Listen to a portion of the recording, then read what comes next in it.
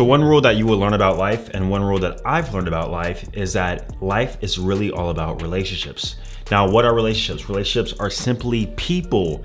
And a part of our relationships outside of romantic ones, for the most part, we're gonna have a lot of platonic ones. And this starts from a very, very young age. Since you've been in school, you've been in the habit of making friends. And I've realized that as we get older, sometimes those friends in which we thought were our true friends actually are not. So in this video, I want you to actually pay attention, take note, because this is gonna be very, very important, and it's gonna make you evaluate the current friendships that you have within your life, all right? So first thing I really wanna talk about is we have to understand the difference between a true friend versus an acquaintance.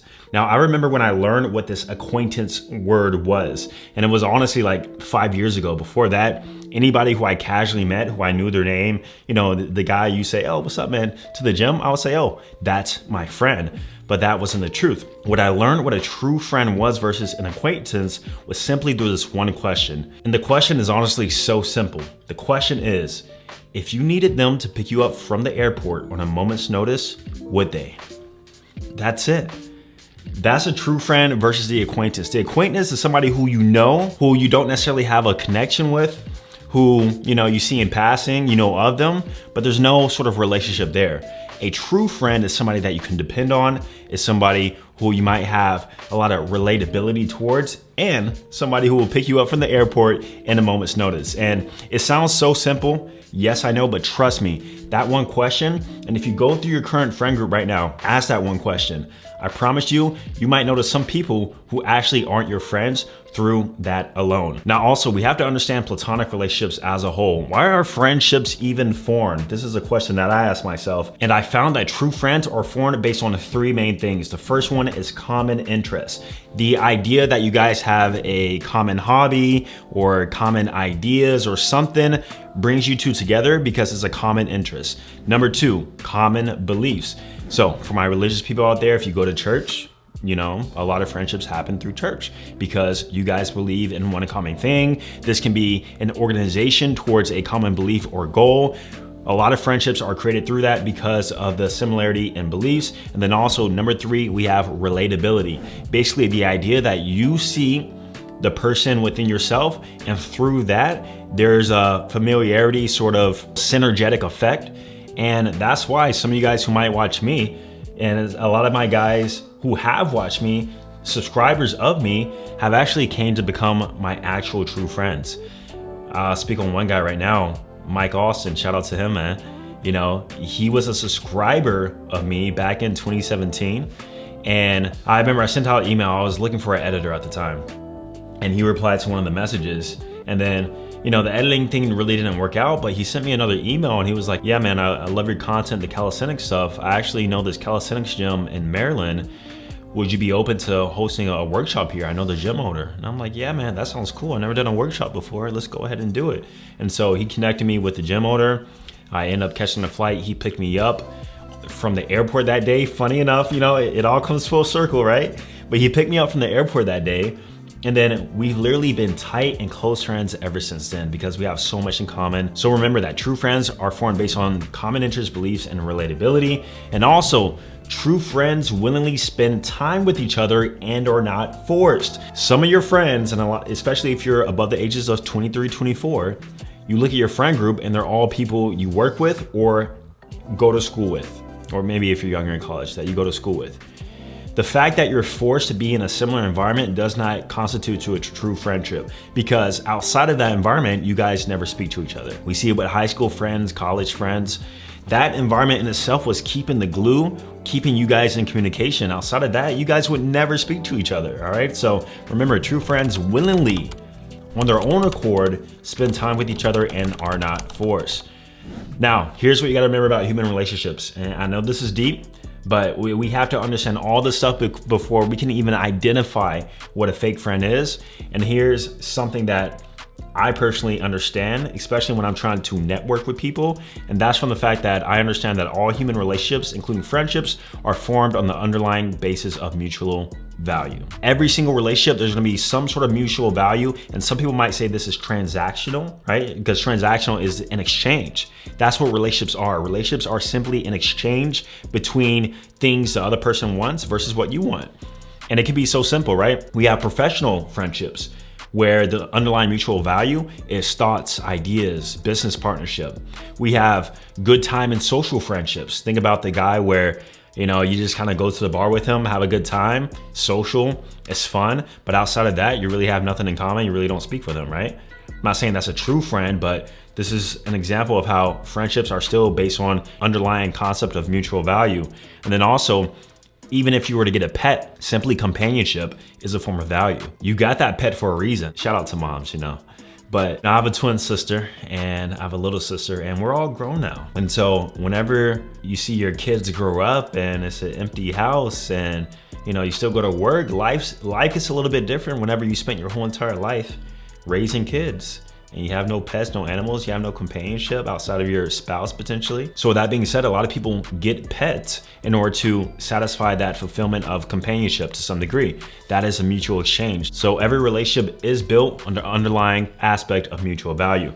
Now, I want to talk about signs of a fake friend, because now that you know what a friend actually is, what it looks like, what a true friend is, you might be looking at your friend group and be like, man, I got some fake friends. Or you might even be looking at yourself, damn, I'm a fake friend. Let's talk about what a fake friend is. A fake friend or a non-genuine friend is somebody who, one, is where the relationship is one-sided value. Basically, the person takes advantage of you and you are giving so much value, but you're getting zero to none back. In fact, they're just taking all the value away from you. And so this happens a lot, sometimes unconsciously, and people don't realize this, but I'll give you an example.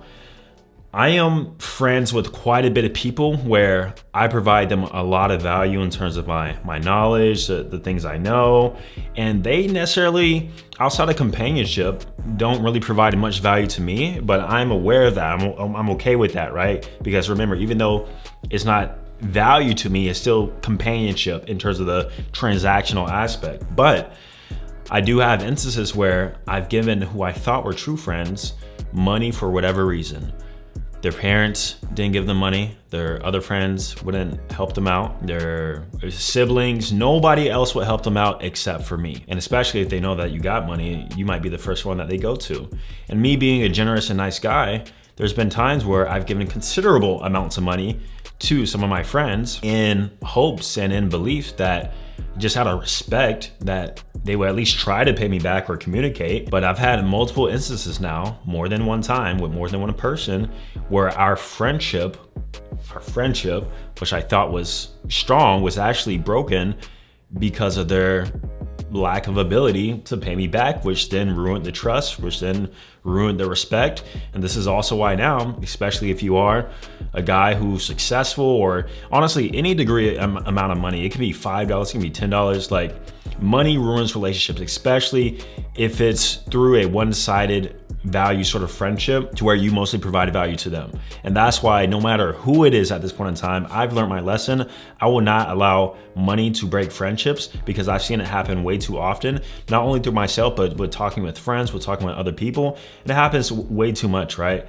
Now, alongside with that, this is sort of something that reminds me of romantic relationships, and that is you always have to initiate contacts or hangouts. I do a lot of dating coaching. I am the best online dating coach there is, so if you want to learn more about that, check out my second channel, also called Austin Dunham. But one thing I've noticed is that the women who are the highest interest and have the most attraction for you, after a few meetups, they're going to be likely to pursue you. They're going to send a good morning text. They're going to say, how is your day going? They're going to maybe even suggest something that you guys do together. Versus the women who really weren't that into me, even though they made themselves available. Versus the women where the relationship was really short term and not that exciting and not that emotionally involved to any degree. I've always had to initiate contact, and it's just like that. And that goes the same way for normal platonic friendships too. If you always have to initiate to hang out, if this person you know without a doubt is flaky, unreliable, you cannot depend on them whatsoever, They would not pick you up at the airport. And in fact, if you were to text them, they would check the text the next day, reply back to you 3 days later. You know, I can go off on a tangent here, but I really do hate it when guys act like females through phones. You know, you're taking 3, 4, 5 days to text back. Like, come on, am I talking to a bad bitch or what? No, do not do that. And if you are noticing that, definitely a sign of a fake friend. Also, lack of support and negative to be around. They just drain your energy. You try to talk with them, you tell them about your goals, aspirations, and it's always, oh, you sure about that, bro? I don't know, man. Shit sounds kind of different. You sure? But at the same time, you look at what they're doing, they're not trying to do anything better. It's just their mindset. Their mindset then trickles off on you and you start second guessing and questioning yourself if you should elevate. And this also goes deeper into how some friends are full of contempt, jealousy, and just envy. They love to see you doing well as long as it's not better than them. You know, it's a evil thing. It's not a great thing whatsoever. But if you don't practice this, your friends, including your close friends, might be inherently jealous of you. And even me myself, like I have some friends who are doing way better than me. They've grown way more social following than me. Their businesses are doing a lot better. And the second I catch myself being jealous to any degree, I either remove them from my mind or I reframe that into inspiration. I'm proud of them. You know, I've seen this guy come up from the bottom, you know, because when it comes to goals, everybody has their own path. You know, I've spoken about this before, but every path leading to success, no matter how winding, will eventually always lead to the same destination as long as you stay consistent. So envious, jealous friends, friends who have that negative energy, those are the people you got to cut off. Now, please remember, it is totally okay to outgrow your friends. Friends and relationships in general usually have a life cycle. Most people don't want to admit that. And, you know, I've had friends, I actually have one particular friend who has helped me with my YouTube channel a lot in terms of editing. His name is Kenneth, shout out to him, but he's been my friend since 5th grade. That's a long time. That's my longest ever friend to where I've stayed in contact and connection with. But outside of that, I've had friendships in which some of you guys have seen publicly that just come and go. You know, people outgrow one another. Maybe they have outgrown you, maybe you outgrown them.